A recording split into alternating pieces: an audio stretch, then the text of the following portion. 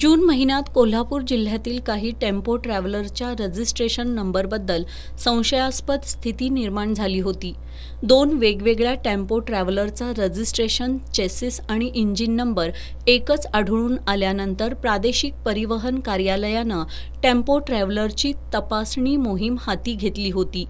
काही संशयित वाहनांची माहिती संबंधित टेम्पो ट्रॅव्हलर उत्पादक कंपन्यांकडून मागवण्यात आली होती.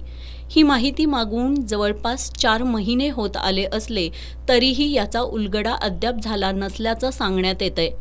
त्यामुळे या कारवाईबद्दलच संशय वाढलाय.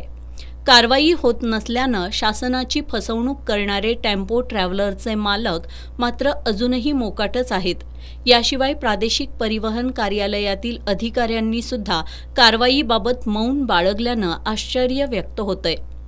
एकाच रजिस्ट्रेशन, इंजिन आणि चेसिस नंबरवर एकापेक्षा जास्त वाहनं रस्त्यावर फिरवत शासनाचा लाखो रुपयांचा कर चुकवण्याचा प्रकार उघडकीला येऊन सुद्धा ठोस कारवाई होत नसल्यानं आश्चर्य व्यक्त होत असून परिवहन विभागालाच शासनाला पाठीशी घालणाऱ्यांवर कारवाई करण्यात स्वारस्य नाही का, असा सवाल उपस्थित होऊ लागलाय.